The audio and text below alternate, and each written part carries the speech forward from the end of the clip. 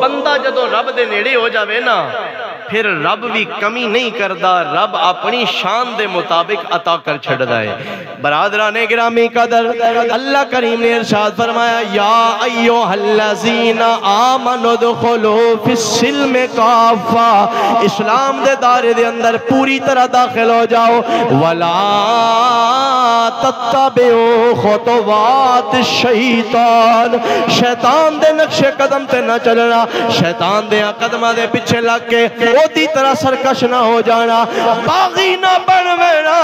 بلکہ اللہ کریم دا عاجز بندہ بن جانا۔ پھر شیطان دے بارے اندر فرمایا انہو لکم عدو مبین، او تہاڈا کھلا دشمن ہے، اور دشمنہ کدی کسے دا بھلا نہیں سوچیا، دشمنہ کدی کسے دا فائدہ نہیں سوچیا۔ شیطان تیرا بھی دشمن ہے، شیطان میرا بھی دشمن ہے۔ جدو حضرت آدم علیہ السلام دے نال اونا دی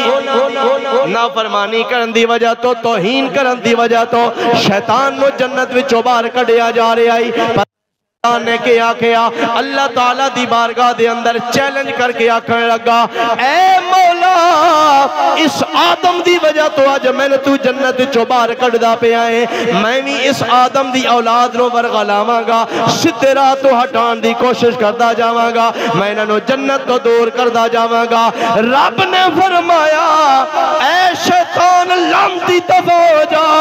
جتنا مرضی تو زور لا لوے گا، جڑے میرے کامل بندے بن جاون گے انہاں دا تعلق میرے نال اتنا زیادہ ہوئے گا، او تیریاں ہیلیاں اندر نہیں آن گے، او تیریاں چالاں اندر نہیں آن گے، اور اگر بالفرض تیرے گلوں تے لگ کے کدی گناہ کر بھی بیٹھن گے تے وہ اپنے باپ آدم دے طریقے دے مطابق میرے کولوں معافی منگ دے جان گے، میں انہاں دی ساری زندگی دے گناہاں نو معاف کر دیواں گا۔ ہن شیطان دا طریقہ اے ہے کہ جدو رب ذوالجلال نے اس نو جنت وچوں باہر کڈیا، انہوں لعنتی بنایا، مردود بنایا، تے وہ آکڑ گیا، سرکش بن گیا اور رب نال مقابلہ کرن لگ پیا۔ دوجے پاسے حضرت آدم علیہ السلام آپ دا طریقہ بھی دوہاڈے میرے سامنے ہے۔ جدو رب نے اپنی حکمت دے مطابق جنت وچوں زمین اتے گھلیا، اتھے ایک میں گھور بڑی ضروری گل سمجھا دے ماں، اے نہیں سمجھنا کہ آدم علیہ السلام نے کوئی معاذ اللہ غلطی کیتی ہے، خطا کیتی ہے، نافرمانی کیتی ہے، تاں اللہ نے جنت چو زمین اتے بھیجیا۔ اللہ پاک دا حضرت آدم علیہ السلام نو جنت وچو زمین اتے بھیجنا اے بھی خدا دی ایک حکمت ہے۔ حالانکہ جدو آدم علیہ السلام نو اجے اللہ نے پیدا نہیں کیتا، آپ دا وجود اجے نہیں بنایا، اللہ تعالیٰ نے فرشتیاں نے پوچھیا یا اللہ کس نو بنان لگا ہے؟ رب ذوالجلال نے فرمایا انی جائل فی الارض خلیفہ۔ اجے آدم علیہ السلام پیدا نہیں ہوئے تے رب فرما رہا میں زمین دے اندر اپنا خلیفہ بنان لگا۔ کتے خلیفہ بنان لگا؟ زمین دے اندر۔ ادھے تو پتہ لگا کہ آدم علیہ السلام دے پیدا ہون تو پہلے اے فیصلہ ہو چکے آئی کہ حضرت آدم علیہ السلام نو زمین اتے بھیجیا جائے گا، ہون اس درخت دے نیڑے جان تو منع کرنا اور پھر بھول کے حضرت آدم علیہ السلام دا اس درخت دے نیڑے ٹر بینا اور رب دا زمین اتے بھیجنا، اے سارا رب دے پروگرام دے مطابق ہے تاکہ آدم جدو دنیا تے جاوے گا دل دے اندر اے احساس ہوئے گا کہ میں نے جس کم تو رب نے منع کیتا ہی میرے کو بھول کے وہ کم ہو گیا، ہن میں نے معافی منگنی چاہی دیئے۔ رب نے اولاد آدم دے واسطے توبہ اور معافی دا نمونہ بنان واسطے حضرت آدم علیہ السلام دے کرو اس طریقے نال اے عمل کروا کے زمین اتے بھیجیا تاکہ آدم دی اولاد اپنے باپ دا طریقہ سمجھ کے میرے کو توبہ دا سوال کر دی جائے گی، میں سارے انو معاف کر دا جاواں گا۔ فرمایا انہو لکم عدو مبین۔ آئیے دوستان گرامی قدر، شیطان ساڑا دشمن ہے اور اس نے ساڑے آپ سامنے دنیا نو بڑا رنگین بنا کے پیش کر دیتا ہے آج ساڑھے ایمان دا ڈاکو بن گیا اسی ویکھ دیا کہ دنیا ہوتے کسے کو روپیہ پیسہ زیادہ ہوئے مال و دولت زیادہ ہوئے کسے دے گھر دے اندر قیمتی سامان موجود ہوئے زیور موجود ہوئے کیمرے لگوا کے رکھ دیا گارڈ کھڑے کر دینے اچیاں دیواراں بنوا دینے تاکہ ساڑھا سامان محفوظ رہے ساڑھا خزانہ محفوظ رہے رب فرما رہا خدا دی قسم میں اللہ دے نبی دا فرمان سنا رہے ہیں اللہ دے نبی نے ارشاد فرمایا ساری کائنات دی دولت ترازو دے ایک پلڑے اندر رکھ دیتی جاوے دوجے پاسے کلمہ رکھ دیتا جاوے لا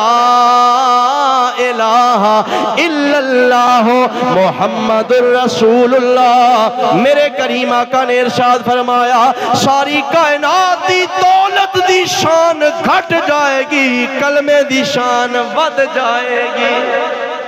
آج کوئی مال و دولت دا ڈاکو آندا ہے کوئی گڈیاں کھون والا کوئی موٹر سائیکل چھینن والا